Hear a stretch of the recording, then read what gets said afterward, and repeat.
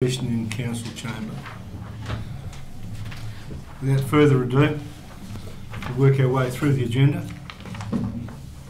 Item 1 on the agenda is declaration of opening and announcement of visitors. For those that are visiting this evening, if you wouldn't mind signing the visitors register, thanks very much. If we could all be upstanding, please.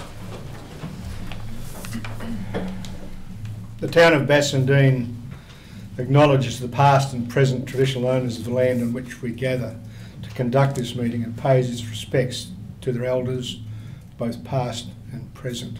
Thank you. Just a reminder to everybody that the town is committed to engaging with its community and recognises providing opportunities for the community to attend council meetings will result in more informed and engaged residents. Live streaming will commence at the times that the meetings are due to commence and finish when the presiding member closes or adjourns the meeting for any reason. Meetings closed for consideration of matters under section 5.23 of the Local Government Act or by resolution of council will not be streamed. Item 2, attendance and apologies. Mayor Councillor Renee McLennan is on a leave of absence and I'm Robert Brown. I'm acting in her stead as the Deputy Mayor. Leave of absence, apologies also from Councillor John Gangel, who can't be with us this evening because of a medical issue, minor medical issue. 3, deputations. Mr Grant Taylor of Taylor, Robinson, Cheney, Broderick will give a presentation on the proposed concept plan for lots 4 and 5 Morley Drive East. No? That deputation's been cancelled. That deputation's been cancelled, thank you. Item 4, declarations of interest. Anybody wish to declare an interest in any matters being considered or discussed tonight? Yes. Sorry, it is the last item about the Australia Day. Oh, it's a confidential item? It's a confidential item. 8.1. Thank you. 8.1.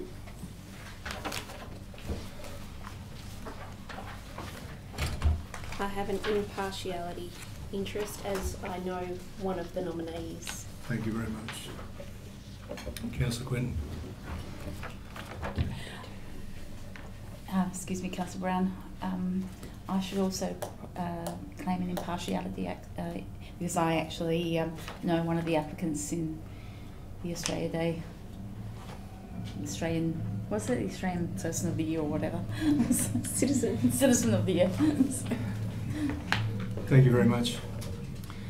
Moving on to item 5, addresses by a member of the public. 15 minutes will be allocated for addresses by members of the public on matters contained in the agenda only. It should be noted that comments are recorded and live streamed via YouTube and that there is no protection from legal action taken against you should it arise from your comments delivered at this meeting. Do we have any addresses by members of the public?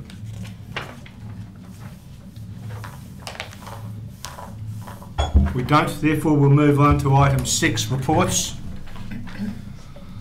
Item 6.1, Dog Local Law Review 2018. The purpose of this report is for Council to consider preparation of the new local dog laws. Section 312 brackets 2 of the Act requires the person presiding at the Council meeting to give notice to the meeting of the proposed purpose and effect of the proposed local law in the prescribed manner. Is there any comments or discussion on that? I have one. I'd like to see this matter deferred simply because the state is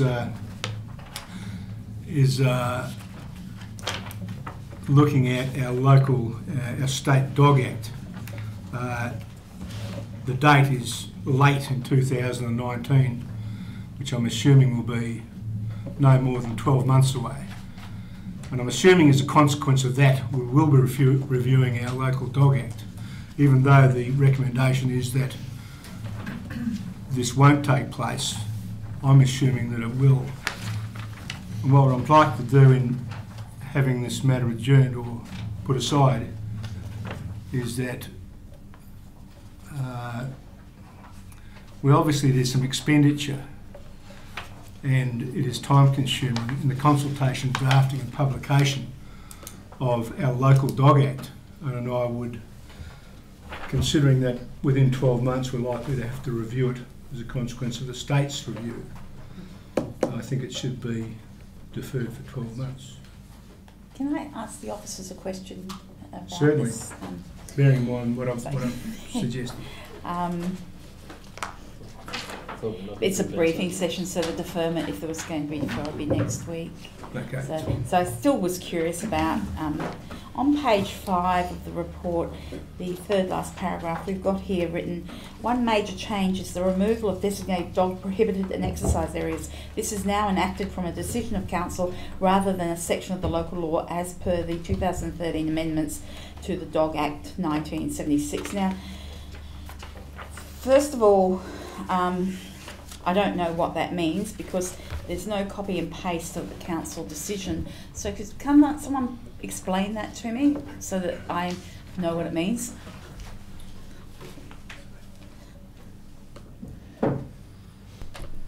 Yes, through the chair.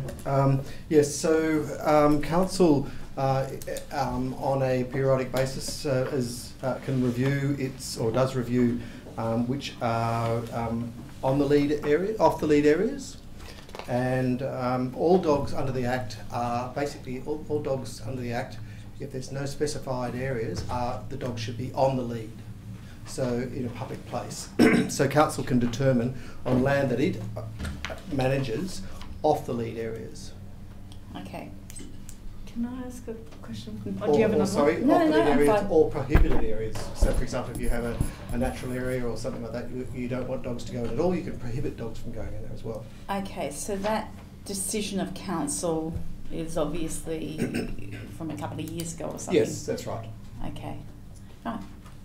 And just following on from Councillor Hamilton's question, what's the process for council now reviewing on and off areas, and how does it?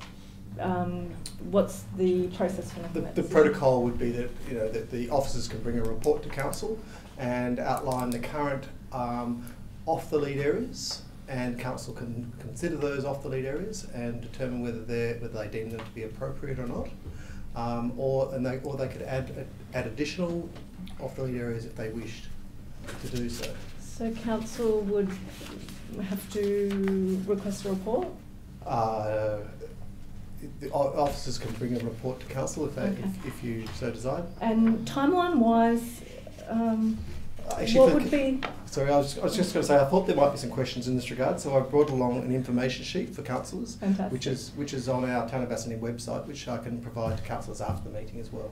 That'd be great. And should council decide to proceed with going to consultation in regards to the local law, what would be the time period for consultation to take place and then a review to occur?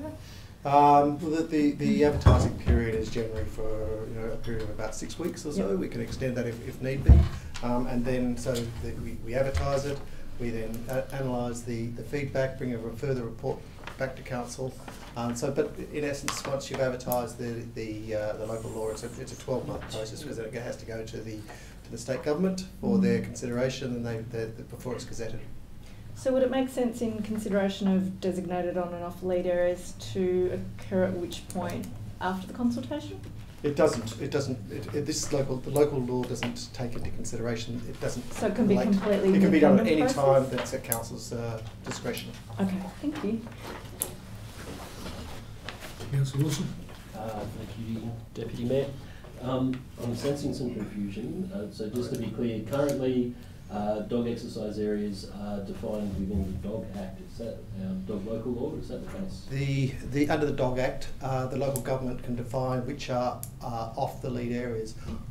If the local government doesn't define which are off the lead areas, it's then regarded as being a public space, and the dogs have to be on lead. Yeah, but But the way that those off-lead areas are defined currently is within our local law. Is it? No, it's defined by council resolution. Okay. Any further questions? So I'm not following what's proposed to be different in that respect. Then. Could you explain that further? So the draft, it's proposed to refine our local law to bring it up to date with the current legislation, and to so that's the expectation. As the officer's report has indicated, the current discussions that are happening in regards to dog breeders won't affect our local law, because it'll be covered under the Act.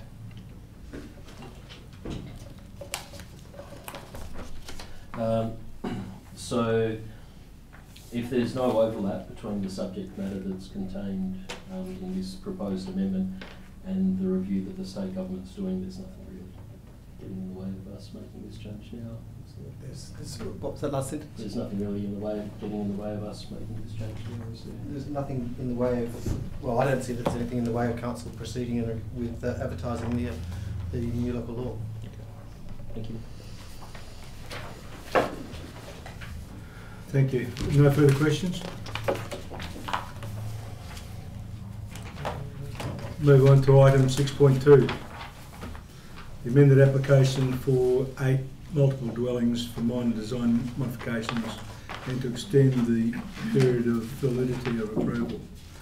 Lot 761, number 39, Broadway, Bassendean. Applicant owner, Praetorian Proprietary Limited. The application seeks to amend a development approval that was previously granted by Council at its ordinary meeting on 28th of April 2015. The development of 8 multiple dwelling apartments by making minor design modifications and extending the period of validity for the now expired development approval. Do we have any questions from councillors? Yes, thank you. Through the chair. On page 11 of the report, it states that in essence that an approval may be extended if the development approved is substantially commenced. Has this development commenced?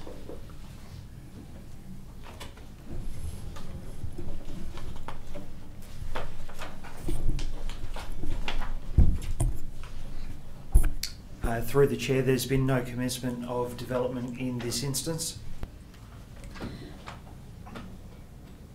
Okay, so this development was approved, looks like about 3.5 years, over 3.5 years ago. Now, with the normal approval process has a 2-year limitation, is that about right? Through the chair, the default period for planning approvals, as was applied to this development, is a 2-year time period, yes. Okay. So we've gone past the 2-year period. We're out past 3.5 years since the original approval. So I'm trying to understand because in some instances we're talking about extending that approval, but it would seem to me that if we've gone for 3.5 years without any activity on that land, it's not really an extension anymore, is it? It's I'm not sure. I actually am not sure whether you would call it an extension, but it does seem to be an awfully long time between the original approval and what we're looking at again now. So is it a new application or is it an extension? Thank you. Through the chair, the application is properly an application to amend the previous approval to extend the validity of that approval. And although that might sound unusual, the Planning and Development Local Planning Scheme Regulations 2015 introduced a new allowance for people whereby applications could be made to extend the validity of approvals after those approvals had expired. So that is now a scenario that is in play, that up until the introduction of those regulations did not previously exist. with the indulgence of the chair, can I follow on with that? So, if the normal time frame for an approval is about 2 years, are we extending the timeline from when the last approval expired for another 2-year period, which would mean give them another 6 months, or are we actually if we approved it now, are we giving them another 2 years from like this month now onwards? Thank you, through the chair. The regs essentially say that an application of this kind should be made and dealt with as if it was a new application, and the application is being dealt with on that basis, and it is recommended that a 2-year time period be granted from Council's new decision when dealing with the application. Okay. Now, is it not correct that the town receives significantly reduced rates from a vacant land property from unimproved value? So we've had this land vacant for 3.5 years. We're looking at giving another extension that may be another 2 years where they may or may not do the development. So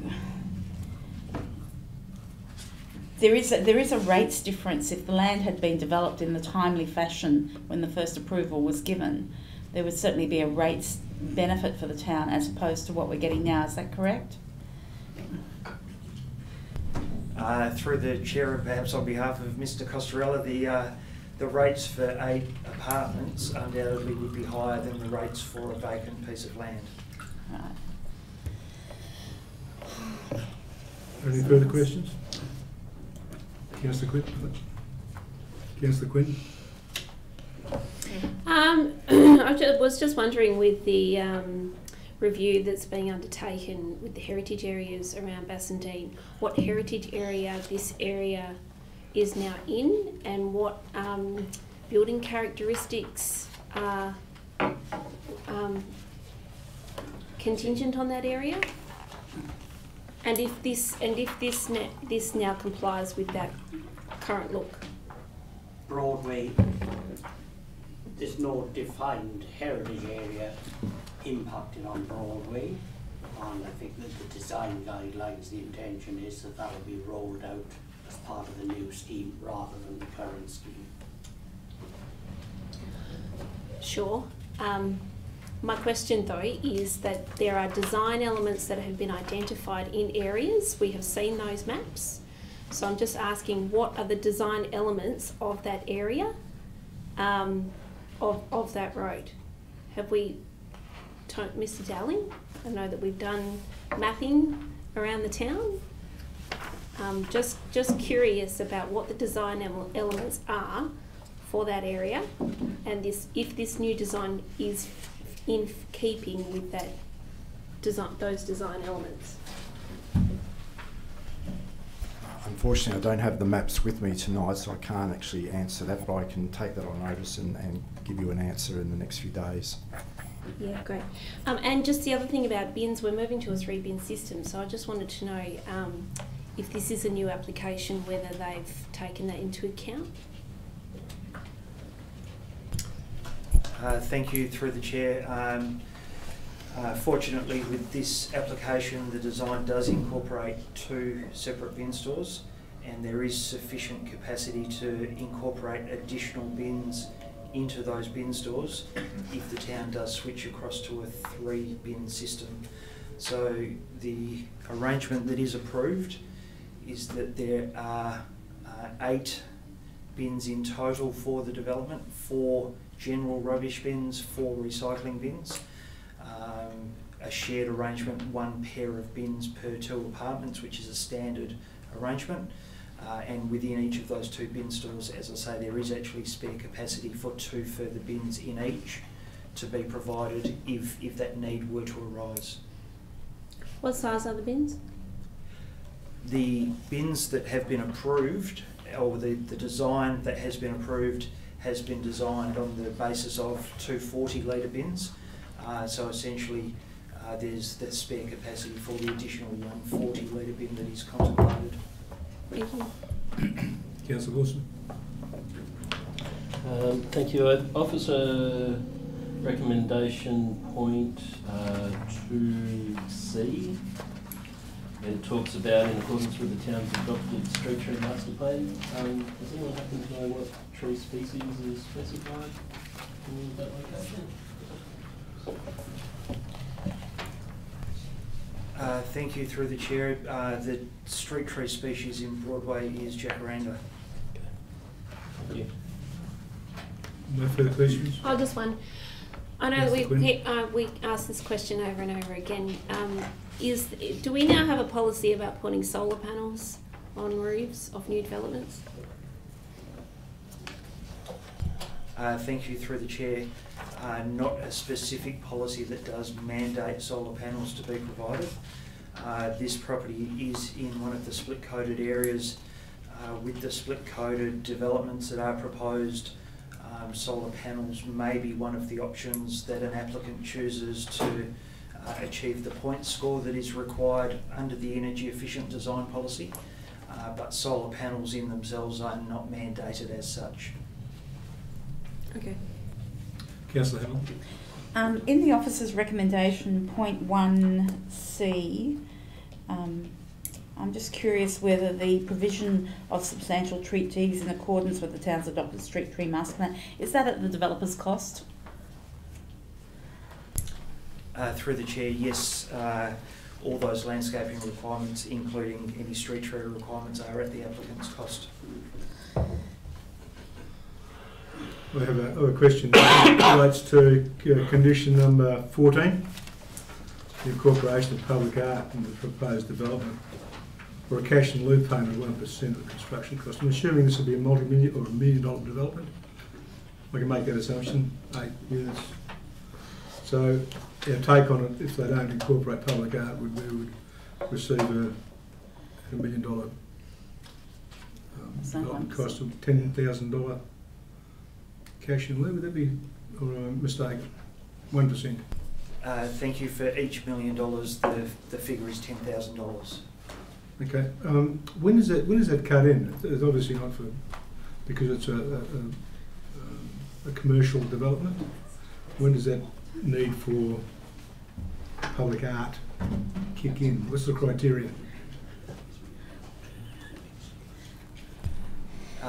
Thank you. From recollection, for residential development, the public art policy calls for that contribution for developments of this kind that have an estimated value of $1 million or more. Okay.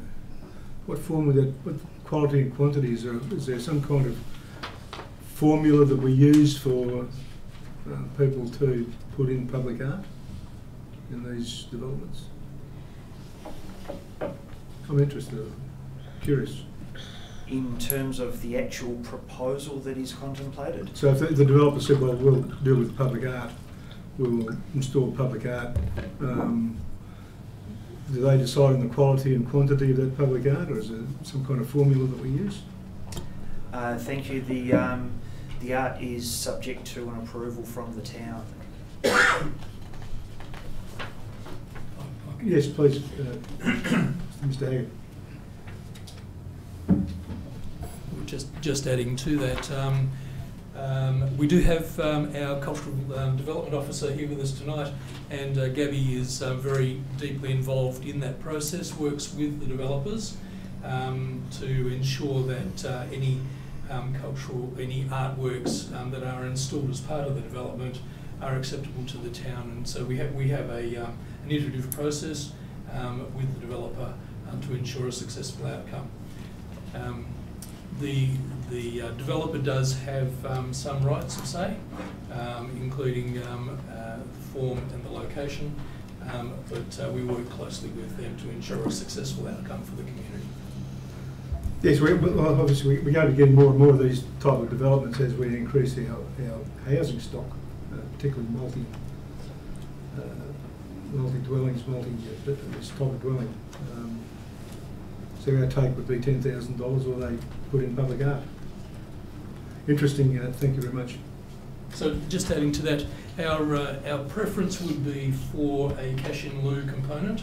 that would then provide a bit more flexibility for the town to develop significant artworks at key locations around the town with the development of that reserve fund over time. But the developer at this time does have the option to determine whether or not to install the artwork on their site. Thank you. I just have one more question. Yes. I just wanted Yes, to ask about privacy screenings. Can you just walk me through what our policy is and what leniency there is around privacy screenings? On the boundary walls?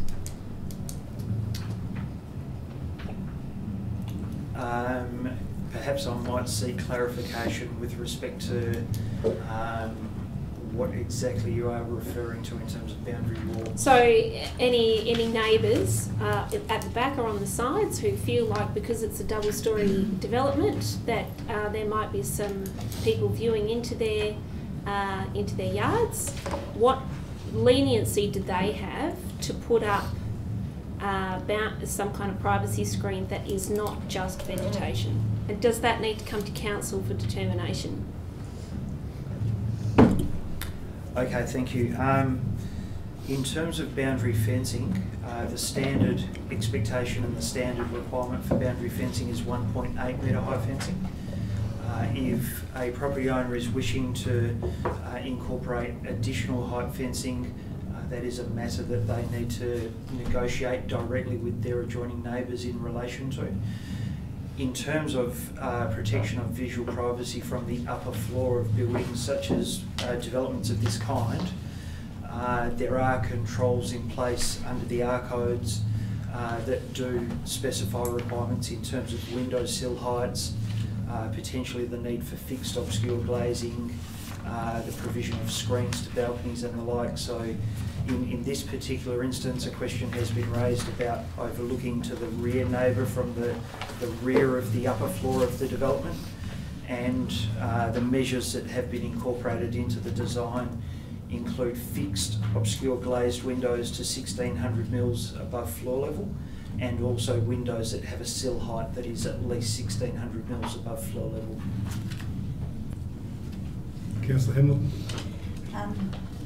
On page 24 of the attachment to this, is it the attachment? Yes. I'm curious because it states in our strategic objectives that we will encourage the retention of trees on development site. Now, this site appears to have been clear-felled in 2014. Here we are in 2018, where there's obviously no trees, and even if it's developed, there'll be a significant time lag before there are trees. I'm trying to come to grips with how this development plays into our strategic aims, with this saying that we encourage the retention of trees on development sites, when obviously on an ongoing basis this is not happening. And I'm asking the officers if they have any thoughts on how we can keep on track with our strategic aims.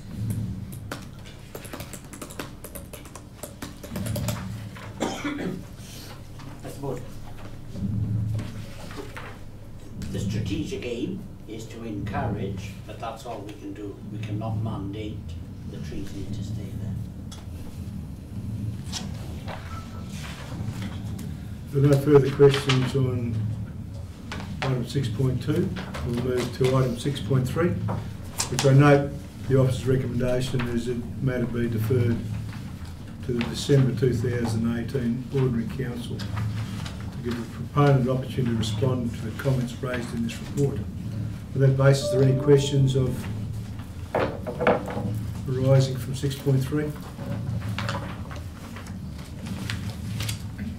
If there are none, we'll move to 6.4, gift vouchers for employees' years of service. Application. The purpose of this report is to address the notice of motion relating to gift vouchers provided to staff and others. Are there any questions relating to 6.4?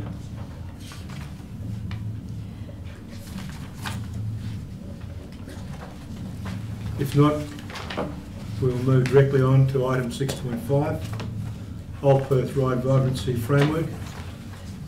The Council to consider a short-term targeted intervention to activate the west end of Old Perth Road. Do we have any questions relating to this? Item agenda item, right? I just wanted the framework's great, but I wonder what opportunities we could incorporate into the framework for elements of play and disability and access, particularly if we're wanting to make it an all abilities kind of space. Then wondering what thought's been put around play, and if we could provide gradients on the curbing so people in wheelchairs and prams don't have to go to the edge of the footpath to use the space.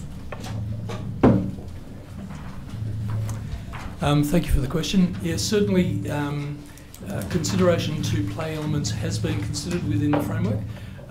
Inclusion is something, though, I've got to say that I didn't specifically put my mind to, although I did receive the email from you about International Disabilities Days and in December, and a fabulous feature that Councillor Quinton saw in Melbourne, I believe it was, a few years ago, which I thought was a fabulous little project, and I'm sure that's something that we can take up with our cafes here in Bassendean. And that would be a nice little additional project that we could add to the framework. The intention behind the framework was not to be exclusive. It was very much about a series of conversations that we had with staff over a very short period of time to garner the sorts of things that we can achieve, that we can action, not necessarily to be exclusive, but to be around the sorts of things that we can achieve. So it's certainly a living document, and we'd love to be able to add to it. So suggestions such as how we can make it an inclusive space would be much appreciated. Councillor I agree that this is the most positive sort of framework we've had in a while. There's a couple of points there in respect to landlord partnerships, and it's got here, creates pop-up artwork in various shops by local creatives. That's fine, but could I also perhaps ask the administration to explore the potential of liaising with the landlords to have pop-up retailers given, say, a very short period of rent-free, which may encourage those retailers to stay on if they're successful. And then the other one down here in events, we've got food truck event to commence at a regular food truck event in the street. I would suggest that that may not assist those businesses where their primary income is from food preparation. I would suggest that one of the gaps in the market locally is a fresh food growers market. So perhaps if the administration might consider that instead of food trucks, which might conflict with existing businesses who are already struggling. And that's it.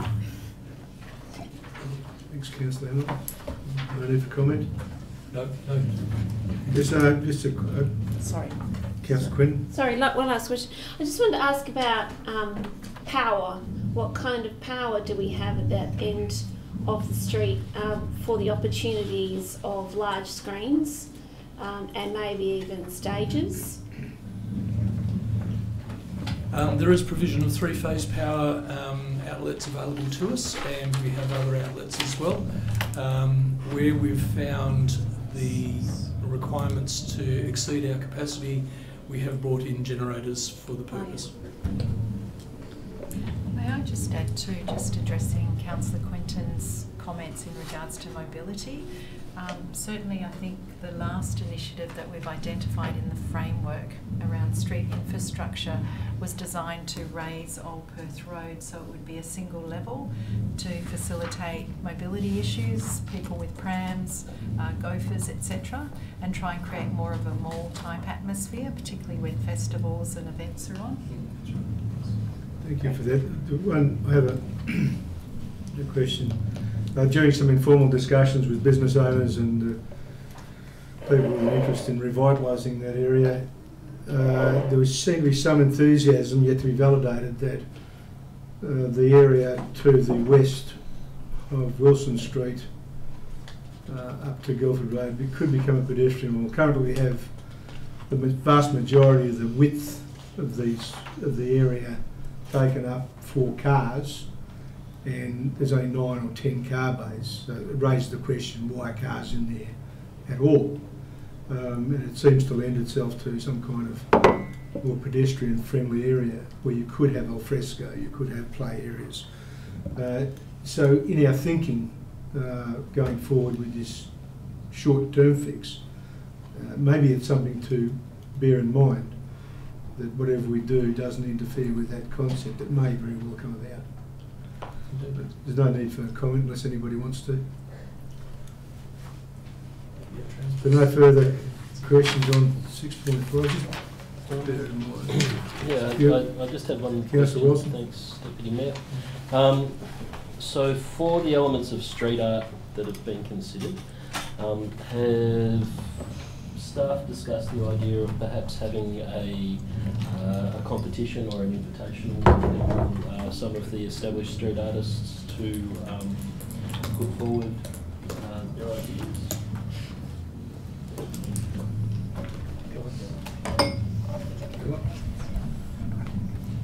At this stage, we're just coming up with our concepts, but definitely expressions of interest would be something that we would want to do. Our preference being to start locally and then go further. Yeah, that's just where we're at this stage. Okay. But there's been a lot of, there's been a lot of informal discussions with community members sort of in the creative areas, just sort of for feedback and some guidance and suggestions. So coming from that basis of involving the community from the start. And just on sequencing, would staff wait for this resolution to be dealt with by council before talking to any of the landowners in the town?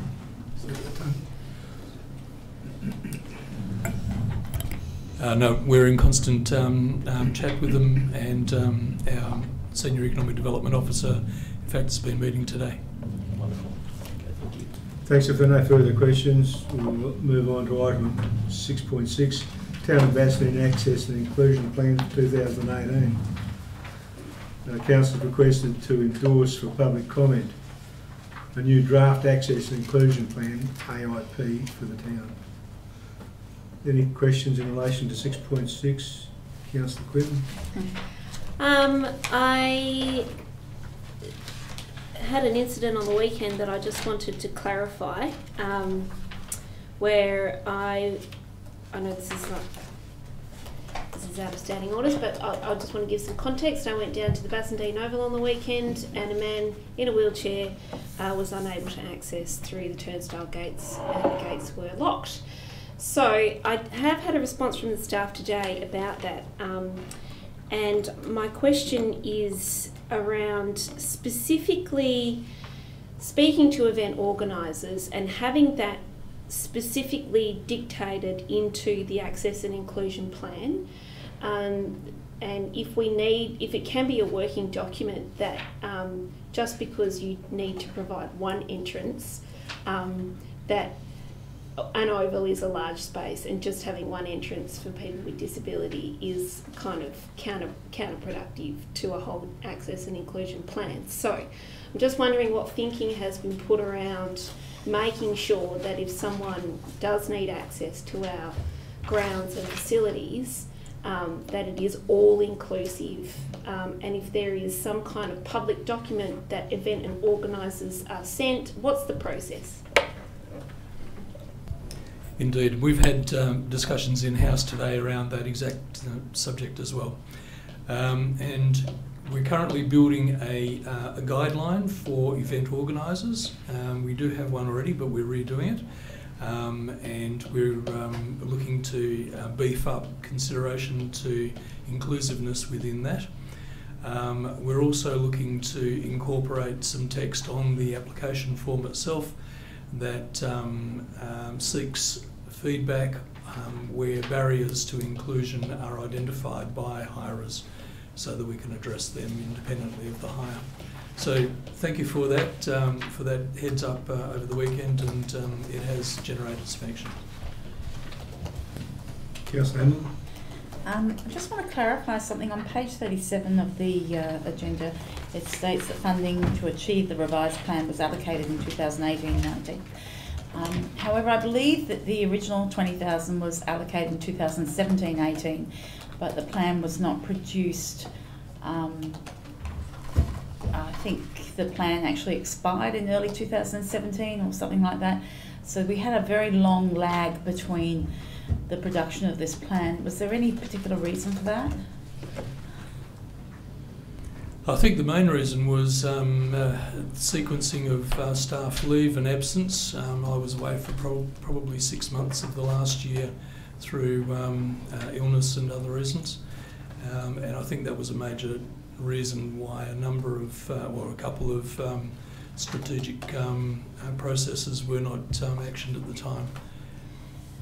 Okay, and following on from that, in the communication engagement, it says that the consultants report they engaged with the mayor and elected members of the town. I'd just like it noted that I had no engagement whatsoever with this. So. Okay. So there was a workshop conducted with the councillors. Not all councillors were in attendance. I acknowledge that.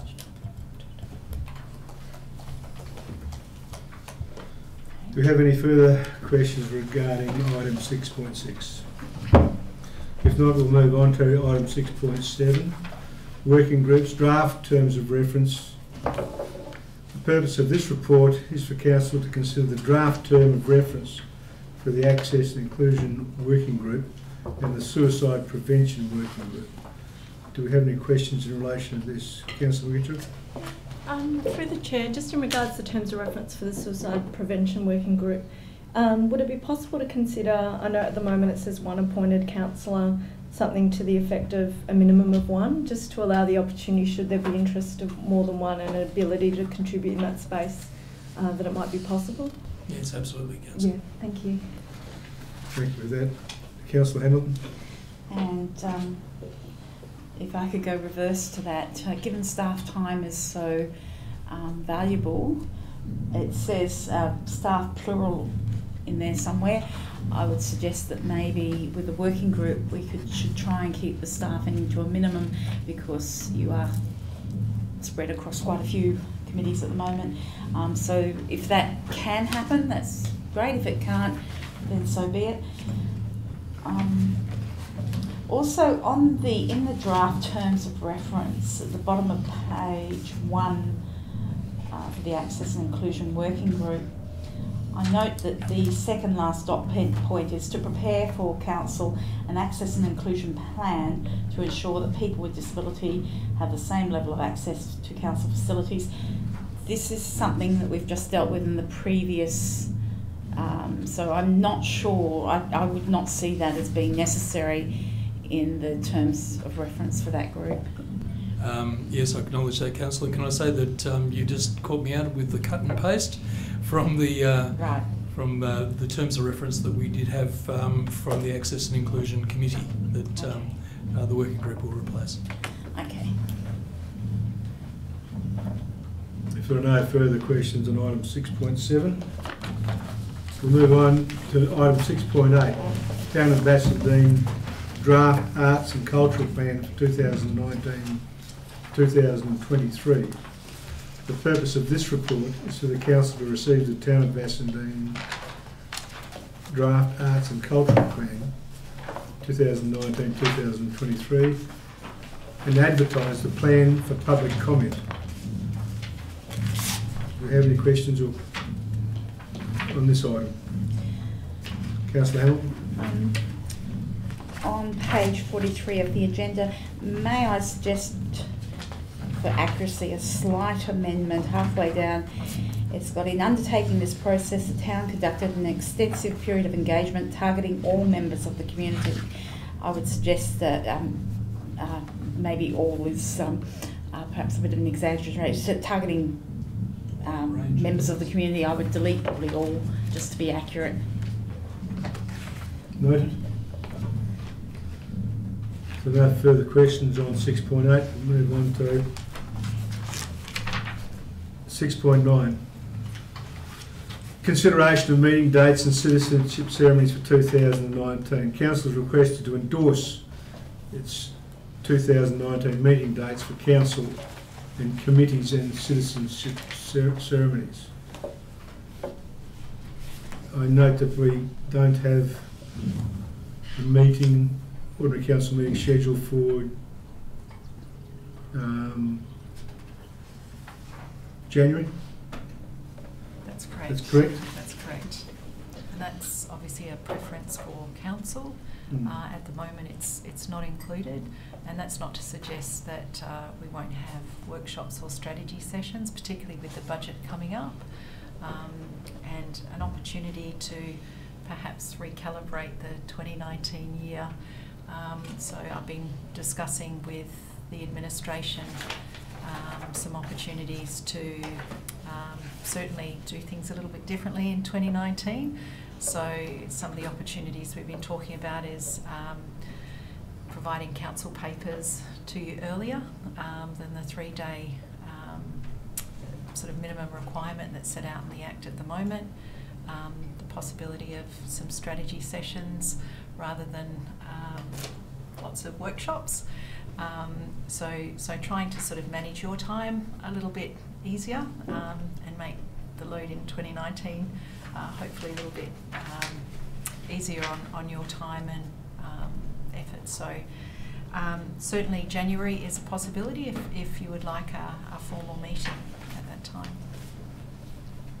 Are there any questions to Councillor Hamilton? Just with that one, I do know that previous councils did delete the January meeting.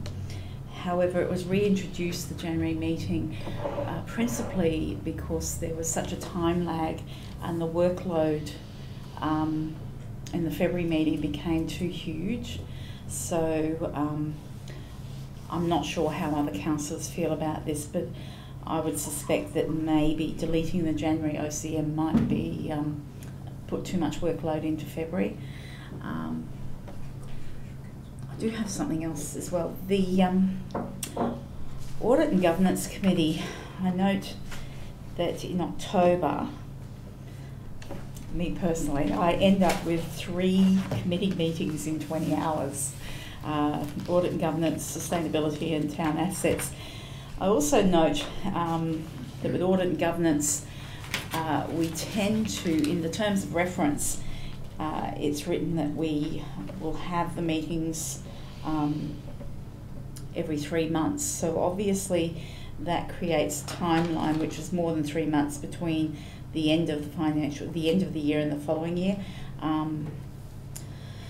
So I would ask if perhaps we could look at those dates and see that 9th of October and see what can happen there. Any further questions? Maybe just a Yes, comment, Lucas. if you will permit. Just in regards to the January meeting, I would say that it would be great to have an opportunity to recalibrate, and now that Councillor Hamilton's mentioned that February can get a bit heavy, that would be factored into, you know, what appears on the agenda. So certainly. Yeah. One option too to consider is, depending upon the workload, I'm hoping to sort of forecast a forward-looking agenda, so we've got an opportunity of where things may fall through the year to get a little bit of an idea of when things are likely to come up to council. But if there is a load in January, we could have a special meeting. So I'm not sure whether you want to keep it open at this stage or you would prefer to lock down a January meeting. that's an option for you to consider. If I may, I support a hiatus during January. It gives the officers an opportunity to recalibrate or reset for the coming year. As the CEO said, we could be a little more strategic about that workload coming up for February. But the amount of effort that goes into preparing for the briefings and OCMs, and bear in mind we're still recovering from that first 2 or 3 weeks where people take annual leave. I think it might be a better proposition to perhaps bring the February meeting a week or so forward. That might be the option, but I'm certainly in agreement with having no January OCM, but if we need to have meetings, we can. Are there any further questions on item 6.9? If there's none, we'll move on to item 6.10, conducting the 2019 council elections by postal vote. I have one question on the officer's recommendation 3. An amount of 50,000 has been listed for consideration in the 1920 budget to hold the 2019 order elections. What was the actual cost of the election contribution on 2017? Yes. I'll get that information for you. I don't have it. I think we actually got quoted 46,000. I think it actually came in a little bit under that, but I can get the actual map. Okay, thank you very much for that. Are there any further questions? Any questions on 6.10? Councillor Hamilton? I'm assuming that going with postal voting, it's still the same as 2017. There'd be booth voting on the polling day as well. Correct. Would that be correct? Yes. And also I note that there is in the timeline in the attachments, there's a caretaker period commences 12th of September through to 19th of October. Is this from the motion that was moved by our mayor many, many months ago to have a caretaker period? That's okay, that's fine.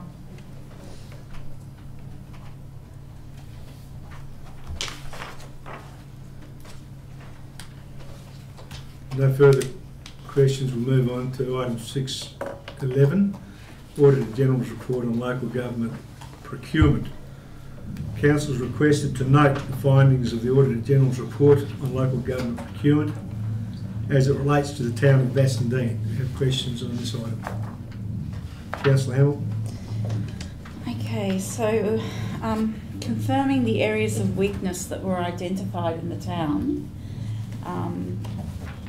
it looks like raising and approving purchase orders was the most identified issue. Would that be correct, Mr. Australia?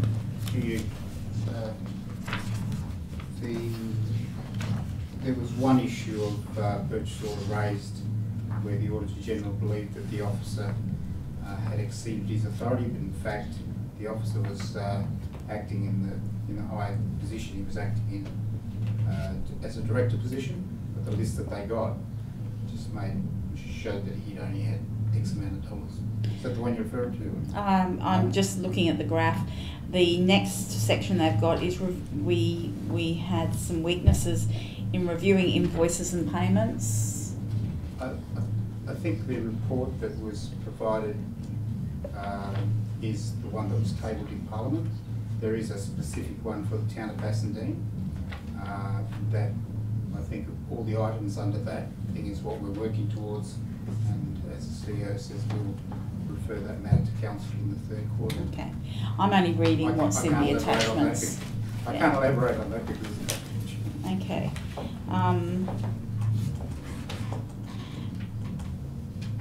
I note in the officer's recommendation, I note that the Auditor General's investigation did not review if procurement decisions attain the best value for money or outcomes for the local government communities.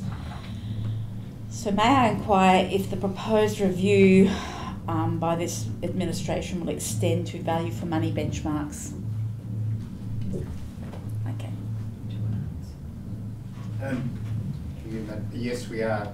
I guess as part of the purchasing policy review, there will be some comments in there about that for sure. Also, normally, I think I've already spoken to the CEO about this, so I won't worry about that question. Thank you. If there are no further questions, we'll move on to item 6.12. Audit and Governance Committee meeting held on 7th of November 2018. The purpose of this report was for Council to receive the report on a meeting of the Audit and Governance Committee held on 7th of November 2018 and adopt the following recommendations. Are there any questions on this item, please? Councillor Hamilton? Sorry, no. Councillor Quinton. I noticed in the report that you did a drive-through inspection of the church, place of worship. What are we calling it? What does that mean? Did you actually go inside and have a look? A couple of years ago, yes, there was an inspection of the property because the property originally was a function centre. It was purchased by the church for a church. We brought it to the audit committee last year, as well as this year, to ensure that the church was still a church. I think one of the committee members suggested that we needed to make sure that the property was its planning and use was for a place of worship, which we've now found out it is. I didn't know at that meeting at that point, but we didn't drive through it. We did go and visit the property. And you went inside? Yeah. Okay. Yeah. Councillor Hamilton? I'm a little bit confused here because I do note down the bottom of page 58 that the Information Council as the property changed its use from reception centre to place of worship in September 2014. However, in the Audit and Governance meeting, I have here the comment section which said the Manager Corporate Services and the Senior Rates Officer visited the property in August 2016 to seek clarification of the activities that were currently being undertaken on the property. Met with the Chairman, explained that its initial predicted part of use of the property being a reception cafe, that would not be realised. The property was solely to be used for a place of worship. At this stage, the original concept was not to be progressed. Then it's got Council may decide to provide a full rates exemption or reject the application, but given the nature of the activities as described by the applicant, that being primarily as a place of worship and normal activities of a Baptist church, planning approval was given as a place of worship and a function centre. So the Audit and Governance Committee agenda has that it was given approval as a place of worship and a function centre, and in this agenda we've got here that it was permitted use was just as a place of worship, so I'm confused. Can somebody tell me what the permitted use is for that property? I suppose we, as a planner, need to take that question on notice and alter the agenda that goes to council if required. Okay. Thanks for highlighting that, Councillor Hamilton. Are there any further questions on that agenda item? If not, we'll move on to item 6.13. Determinations made by the Principal Building Surveyor. Are there any questions in relation to that? Good night. Good night. Good night. Are there any questions relating to that? Councillor Hamilton?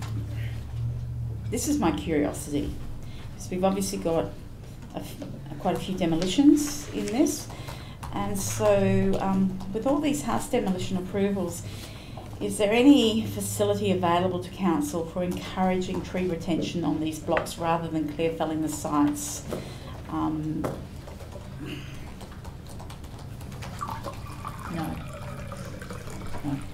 only through an individual tree preservation order, which is probably impractical for us to serve a tree preservation order each time a house is demolished.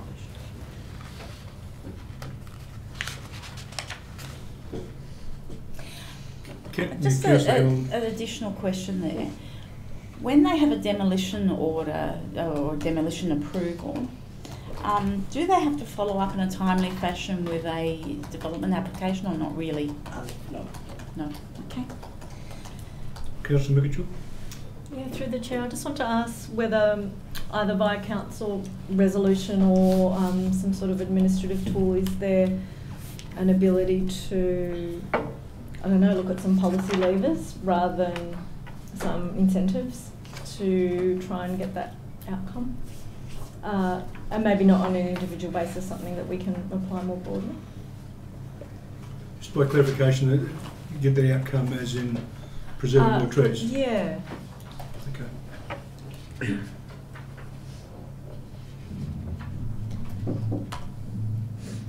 we have an answer? Somebody respond to that? Shall we take that on notice? Yeah, because I guess Councillor Hamilton's really looking for opportunities to have policy levers around tree preservation. So I'm guessing outside of this meeting, maybe there's some exploration there. I'll have a little bit of a shot at it. Council has considered a urban forest strategy which looked at both the public realm and the private realm, and as part of that strategy there was some consideration given to the private realm, and we have actually undertaken a aerial audit of where the tree canopy is within the town, and I believe that as part of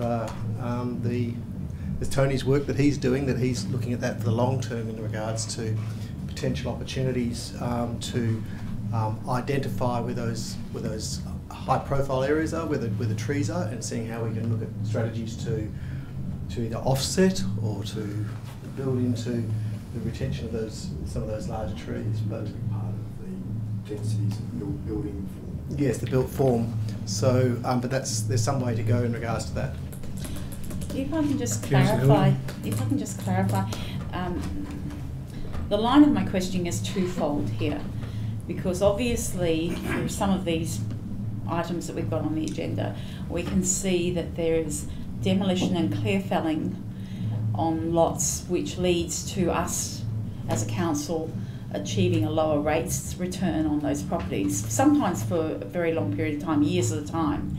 But on top of that, we're losing tree canopy as well. And yes, with a development application, there's landscaping requirements and what have you, but if there's a significant gap between when these properties are clear felled and when the development eventually happens, some 5-6 years later, then we're A, losing rates income, and B, we're losing tree canopy. So I guess what I'm asking the staff is, can we perhaps have some investigation of various ways that we might be able to attack these problems? If I could make a comment.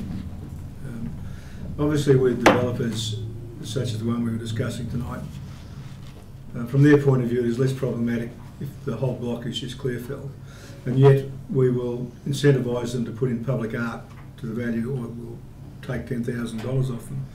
Maybe it could be modified to be public art and tree retention, because there are obviously opportunities within these developments to retain some of the trees around the boundary if they're suitable.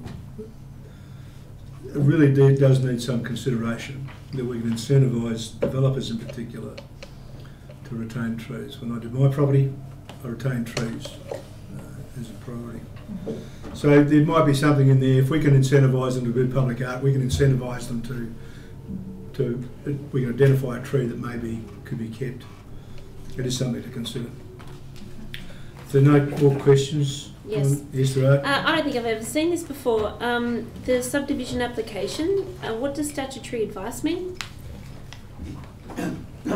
It means that's when we give advice to the Western Australia Planning Commission with the determining authorities for subdivision. So we aren't making a decision, we're just giving advice. Okay. Do we see concept plans for those before they go, or are they don't? Okay.